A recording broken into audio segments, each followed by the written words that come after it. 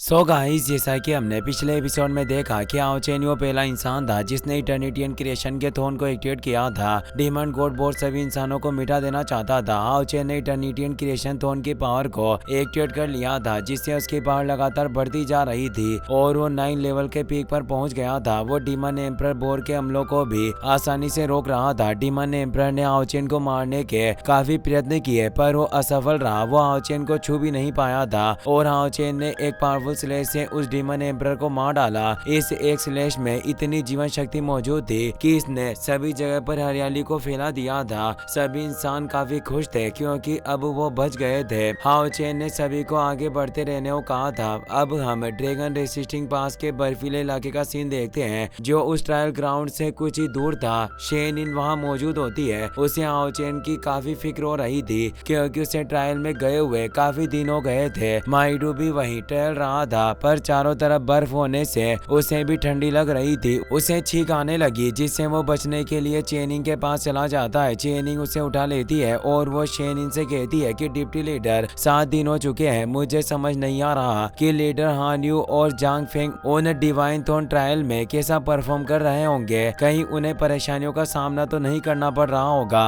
वांग उसे हौसला देती है कि तुम्हें इतनी चिंता नहीं करनी चाहिए। जियांग और लिन भी काफी चिंतित है। जियांग कहता है कि काश अगर हम उन ट्रायल में उनकी मदद कर पाते। लिन कहता है कि आखिर तुम कैसी बातें कर रहे हो, ये कोई नॉर्मल ट्रायल नहीं है बल्कि डिवाइन शील्ड थ्रोन का ट्रायल है, जो मानवता की सबसे मजबूत शक्ति और सर्वोच्च सम्मान का प्रतीक है। जियांग बोलता है कि मैं सब जानता हूँ, मैं बस अपने साथियों को लेकर चिंतित हूँ। तुम भी ये बात अच्छे से जानते हो। शेनिन कहती है कि तुम सभी को चिंता नहीं करनी चाहिए, हमें आओ चेन, हान यू और जांग फेंग पर भरोसा करना होगा। सभी इस बात से एग्री करते हैं। तभी अचानक लिन को आसमान में कुछ नजर आता है, इसीलिए वो सभी को इस बारे में बताता है। आसमान में एक तेज रोशनी हुई और वो लाइट जमीन पर आकर गिरती है, जिससे काफी फियर्स एनर्जी चारों तरफ फैल जाती है। ये दबाव इतना ज्यादा था कि शेनिन और उसके साथियों को काफी प्रॉब्लम हो रही थी, इसीलिए लॉर्ड जिंगयू तेजी से वहां आकर इस एनर्जी को रोकते हैं। पर उस गोल्डन पावर से आइस क्रिस्टल जम चुके थे। एक आइस क्रिस्टल फ्लावर को माइडू खा लेता है, पर उसे वो काफी ठंडा लगा। लॉर्ड जिंगयू के साथ साथ अब वहाँ पर तियान यिंग, हान क्वीन और बाकी कई सारे नाइट भी आ जाते हैं। हान क्वीन कहते हैं कि इतनी तेज एनर्जी प्रकट हुई, इसका मतलब यह है कि उन तीनों में से किसी एक ने पहले ही डिवाइन शील्ड थ्रोन के ट्रायल को पूरा कर लिया है। ये जांग फेंग होता है, जिससे वांग काफी खुश होती है। वो कहती है कि जांग ने जिस थ्रोन को प्राप्त किया है वो विजडम एंड स्पीड का थ्रोन है और अब एक तेज रोशनी के साथ वो थ्रोन प्रकट हो गया था, जिससे उस थ्रोन का प्लेटफॉर्म वहाँ क्रिएट होने लगा। ये थ्रोन ज्ञान का था, जिससे चारों तरफ शिव स्कल्पचर और एशियन रून मौजूद थे। जांग फेंग उस थ्रोन के ऊपर चढ़ने लग जाता है। हान क्वीन बताते हैं कि इस थ्रोन से मिलने वाली शक्ति काफी पावरफुल है, क्योंकि इस थ्रोन को धारण करने वाले को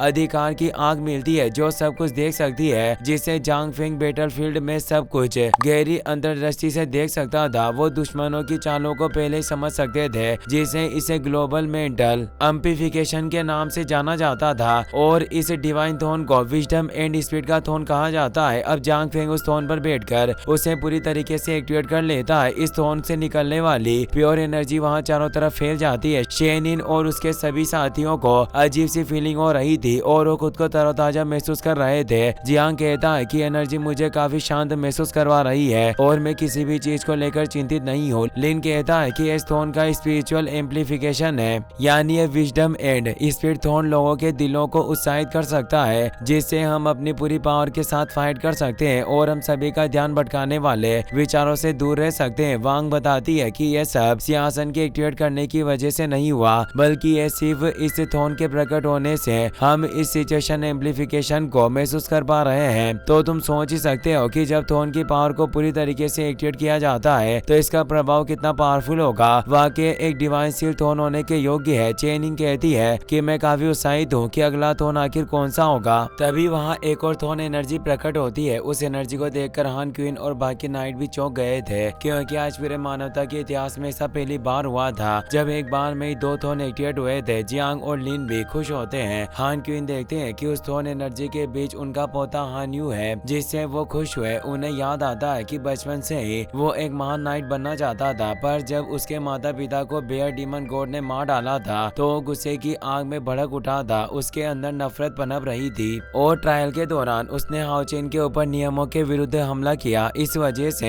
हान क्विन हमेशा पीटते रहते थे और उसके भविष्य के बारे में चिंतित थे, इसीलिए उन्होंने उसे हाओ चेन के साथ उसका रिटेनर कॉन्ट्रैक्ट करवाया था और उन्होंने जैसा सोचा था वैसा ही हुआ। हाओ चेन के साथ रहने से वो बदल गया, उसकी पावर के साथ साथ वो अब उन ऊंचाइयों पर पहुंच गया था जहां वो जाना चाहता था और अब उस बियर डीमन गॉड को मारने के काबिल बन चुका था जिससे उसके माता पिता को मार डाला। हान यू भी सोच रहा था कि फाइनली मुझे वो शक्ति प्राप्त हो गई जिसकी मुझे बचपन से चाहत थी और अब वो अपने थोन को एक्टिवेट करता है। उसने फियर एंड सोरो थोन को एक्टिवेट किया था जिससे लाइट और डार्क पावर एक साथ शामिल थी, जिससे लाइट और डार्कनेस एंजल बाहर निकल आती है। हान क्विन बताते हैं कि जिस प्रकार प्रकाश अनंत काल यानी हमेशा के लिए बना रहता है और राक्षसों से घिरा रहता है, वैसे ही डार्कनेस भी असीम है, लेकिन हान यू इन दोनों ही तत्वों को कंट्रोल करने में सक्षम है जिससे ये इनके बीच बैलेंस बना सकता है और ये दोनों पावर मिलकर दुख को ब्लेड के रूप में बदलने की काबिलियत रखती थी। हान यू अब इस फियर एंड सोरो थोन के ऊपर चढ़ने लग जाता है और उस पर विराजमान हो जाता है। वो सभी से कहता है कि फियर एंड सोरो का दिव्य सिंहासन अब प्रकट हो चुका है। हाओ चेन के टीम मेंबर इससे काफी खुश थे। लोंग तियानिंग कहते हैं कि हमारे अलायंस के इतिहास में कोई भी नाइट कभी भी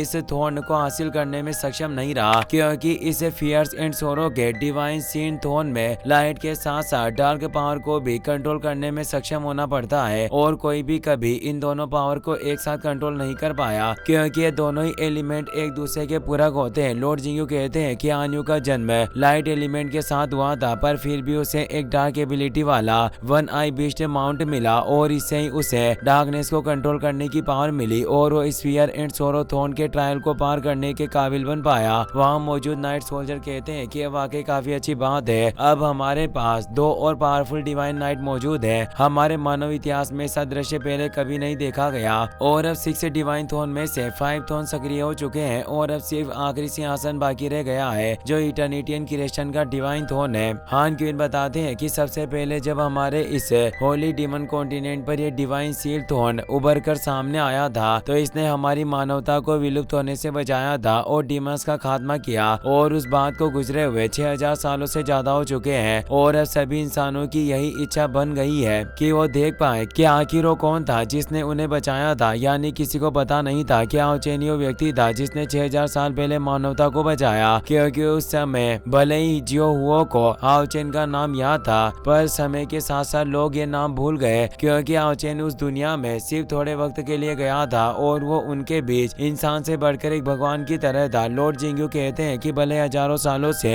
ये थोन एक्टिवेट नहीं हुआ पर हमने हमेशा विश्वास किया कि हम एक दिन इन सबसे मजबूत डिवाइन सील थोन की शक्ति को जरूर प्राप्त करेंगे और मानवता की नियति को अपने हाथों से खुद लिखेंगे। नाइट सोल्जर भी सोचते हैं कि हमारे अलायंस लीडर लोंग हाओ चेन काफी समय से इस इटर्निटियन क्रिएशन ट्रायल में गए हुए हैं और वो अभी तक बाहर नहीं आए और इस ट्रायल का समय पिछले सभी थोन ट्रायल से काफी अधिक है। क्या सचमुच हमारे अलायंस लीडर इस लेजेंडरी थोन को एक्टिवेट कर पाएंगे? लोंग तियानिंग कहते हैं कि हाओ चेन 6000 साल में पहला ऐसा व्यक्ति है जो इस सबसे मजबूत डिवाइन सील थोन के ट्रायल को पास करने की काबिलियत रखता है। वांग भी कहती है कि हमारे लीडर ने हमें अनगिनत बार कई सारे चमत्कार करने के लिए प्रेरित किया है, इसीलिए हमें उन पर भरोसा रखना चाहिए। शेन इनके पास वो एयरपिन था जो उसे हाओ चेन ने दिया था। वो कहती है कि मुझे पूरा विश्वास है कि हाओ चेन इस ट्रायल को पास कर लेगा। वहीं हम इटर्निटियन क्रिएशन थोन के स्पेस में हाओ चेन को देखते हैं, उसके सामने गॉड मौजूद होते हैं। वो कहते हैं कि लोंग हाओ चेन तुम्हें ऐसे ही भाग्य के दिखाए गए मार्ग को फॉलो करते रहना होगा। 6000 साल पहले डीमन ट्राइब के 72 पिलर इस होली डीमन कॉन्टिनेंट पर आए थे, पर इसकी वजह किसी को पता नहीं कि आखिर वो यहाँ क्या लेने आए, इसीलिए तुम्हें उनके